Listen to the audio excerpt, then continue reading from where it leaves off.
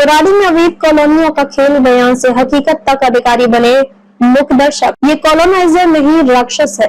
यह बयान बुराड़ी के विधायक संजीव झा ने 2 महीने पहले सुनील कॉलोनी के संदर्भ में दिया था। उस समय विधायक ने चेतावनी दी थी कि खेती की जमीन पर अवैध कॉलोनियों का खेल किसी भी कीमत पर बर्दाश्त नहीं किया जाएगा। लेकिन 2 महीने बाद की हकीकत यह है कि 25 फुटा हनुमान मंदिर रोड बेरीवाला बाग के पास फिर से खेती की जमीन पर कॉलोनाइजर धड़ल्ले से अवैध कॉलोनी काट रहे हैं। सस्ती प्लॉट स्कीम का झांसा देकर भोले भाले लोगों का फंसाया जा रहा है। गरीब और मध्यम वर्गीय लोग जिन्हें राजधानी में छत का सपना दिखाया जा रहा है, उनके खून पसीने की कमाई पर यह गोरख धंधा चल रहा है।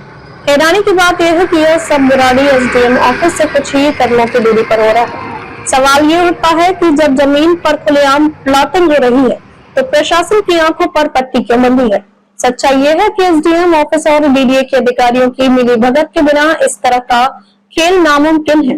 कागजों पर सख्ती दिखाई जाती है, लेकिन जमीन पर सारा सिस्टम कॉलोनाइजरों का सहयोगी बना बैठा है। कहीं नोटिस का ड्रामा होता है तो कहीं फोटोशूट करवा कर लीपी पोती की कार्रवाई।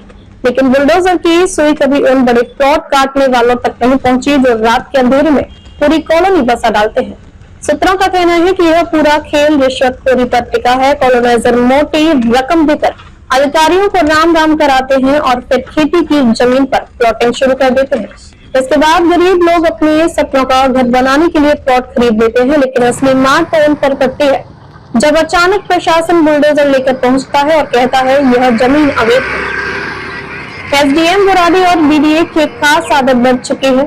फोटोशूट वाली कार्रवाई, अवैध कॉलोनियों पर दबाव बनने पर प्रशासन बुलडोजर और जेसीबी लेकर पहुंचता है, मीडिया को बताता है।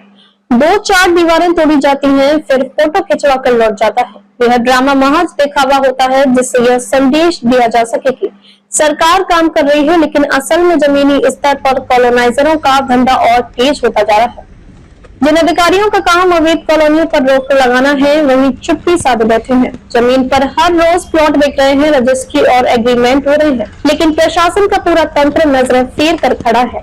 सबसे बड़ी मार उन परिवारों पर पड़ती है जो अपनी जिंदगी की जमा पूंजी लगाकर प्लॉट खरीद लेते हैं। वे सोचते हैं कि सस्ते में घर मिल जाएगा, लेकिन कुछ साल बाद जब बुलडोजर चलता है तो उनकी उम्मीदों पर सपने मलबे में बदल जाते हैं। सवाल ये है कि इस खेल की असली जिम्मेदारी कौन होगा, कॉलोनाइजर, अधिकारी या फिर वे नेता जो सिर्फ बयानबाजी तक सीमित है? ये साफ दिख रहा है कि कॉलोनाइजर एसडीएम ऑफिस और डीडीए अधिकारियों की टिकरी ही इस गोरख धंधे को जिंदा रखे हुए है। जब तक रिश्वत का ये खेल चलता रहेगा, तब तक बुराड़ी की जमीन पर अवैध कॉलोनियों का खेल कभी खत्म नहीं होगा। कुछ महीनों में कॉलोनी ध्वस्त करने का नाटक होगा और फिर वही जमीन नए खरीदारों को बेची जाएगी। अगर एसडीएम ऑफिस से कुछ कदमों की दूरी पर अवैध कॉलोनी बन रही है तो क्या अधिकारी अंधे हैं? क्या ये पूरा खेल उनकी जानकारी और संरक्षण के बिना मुमकिन है? कब तक भोले भाले लोग इस अवैध धंधे की भेंट चढ़ते रहेंगे? बुराड़ी में अवैध कॉलोनियों का खेल महज स्थानीय समस्या नहीं बल्कि दिल्ली के भ्रष्ट तंत्र का आईना है। जब तक अधिकारियों और कॉलोनाइजरों की सांठ-गांठ पर कार्रवाई नहीं होगी, तब तक यह गोरख धंधा खत्म होना नामुमकिन है।